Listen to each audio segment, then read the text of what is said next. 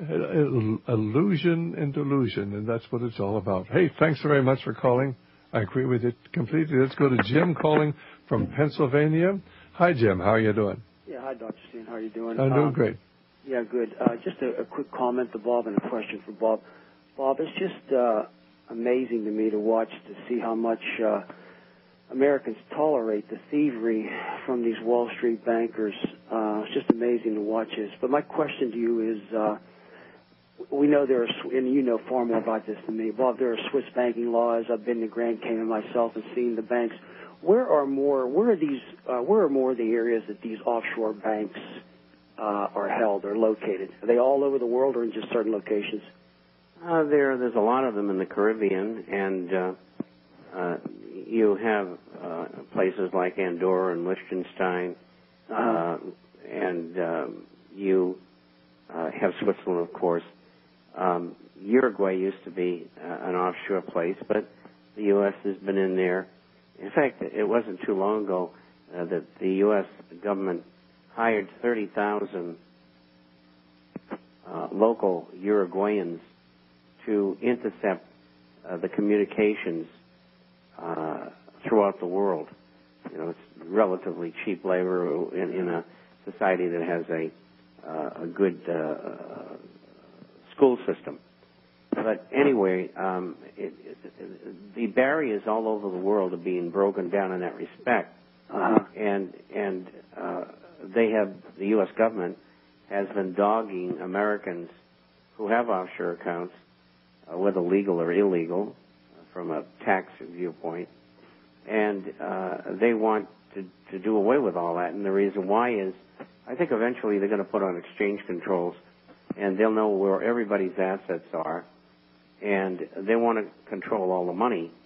And they believe that all of that money that you have belongs to them.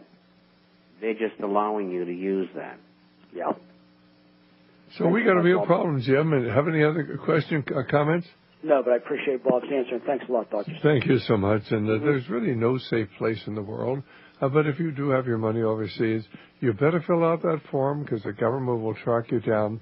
And believe me, they open mail, they read your emails, they can almost listen to your thoughts. I remember it was 45 years ago when I had an IRS audit. I had a Swiss bank account at the time. And I was audited, and of course, we got to be pretty good terms with the fellow auditors. And finally, he asked about the offshore account. We told him all about it. Finally, before he left, he said, you know, I had a copy of your Swiss bank account statement in my valise when I came in here. And we were, of course, expecting you were going to not admit it. Obviously, they were opening our mail at that time, but they can't tell the American people that they violate the law all the time, because they are above the law. Well, let's go to Bob calling from Ohio. Hi, how are you doing? Once more time, we have one line open at 1-888-24-LIBERTY, 1-888-24-LIBERTY, or 464-8295. Out of course, the opening of the mail 40, 50 years ago came the Project Echelon, where they monitor every telephone call, every email, every fax in the entire world. In fact, they're opening up a 1 million square foot unit somewhere in Utah, another one in New Mexico, where they can store all these hard drives where they have all the information of every call you have ever made.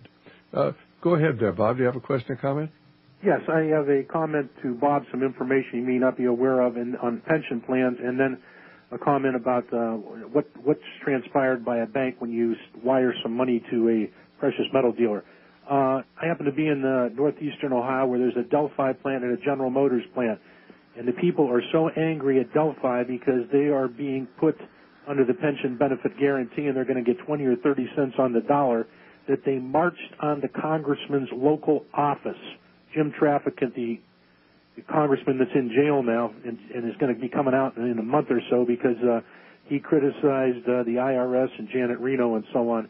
It's his old congressional district, and I don't know whether you're aware of it, Bob, but they marched on his office to demand some restitution about what's going on about the pension benefit guarantee taking over the Delphi defined benefit plan, as opposed to the General Motors. That's not happening right now.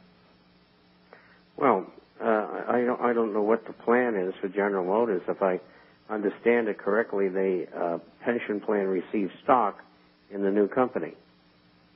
All I'm saying is you probably didn't hear that just like they're doing in some of these meetings on health care, the people are getting up and speaking out. Here they marched on a congressman's office to demand him start answering questions of why the pension benefit guarantee is taking over their plan. A question, Bob, in reference to if you wire, I'll give you two scenarios, $7,000 to a precious metal dealer to buy some gold and silver as opposed to $15,000. Is there something that's triggered when you go over $10,000 to the government when you wire some money to a precious metal dealer? Not that I know of. Any type of reporting? Not that you know of? No, not by the dealer. No, but by the bank. I'm talking about the bank. The bank. Oh, the bank? The bank has to report it. Well, if it's over 10,000, yeah, they have to think that it's a suspicious transfer of funds. Yeah, so they basically they are required. I mean, they may not want to do it. They may know that you're perfectly honest, but they're keeping track of every financial transaction. Nothing to be concerned about then when you go over 10,000 to a precious metal dealer in your mind. Well, look, every day precious metal dealers receive thousands of bank transfers, anywhere from $5,000 to $50 million. I understand. And so, okay. The question is, do they question everything that goes to the dealers? And I think the answer is no. Mm-hmm. Okay, Bob. Okay, fine. Thanks very much, Bob. Let's go to Chuck calling us from Salinas here. And hi, Chuck. Hi, how you doing? Good, Dr. Stan. How about yourself? Doing fine. Good to hear from you. Do you have a question or comment? Yes, I do. First of all, a comment about the prison system. I work for the California Department of Corrections, and the media is not letting it out, but there's been almost 8,000 prisoners have been sent to other states already. This has been an ongoing thing, and you just don't hear about it from the media. I think that they're really trying to get them out of here because it's probably a lot cheaper to keep them in other states, isn't it? It is. That's absolutely the reason they're doing it, because I'm having to process a lot of them out. Yeah. So, and plus they had guys that got pink slips, had 2 years or less, probably about, I'd say, 4 months ago. So you're talking about now prisoners? No, I'm talking about guards out there. Really? You mean 2 years ago to retirement? They're giving them their... well, they're just giving the pink slips that saying that there could be a possibility because of the economy the way it is. Sure. So it's almost like a precursor. So well, tell you, are you saying that these are people who have been in the system as guards for 2 years or less, or they've got 2 years of pension? Pretty out of time, but Danny's just called from Florida. Wanted to know about Canada.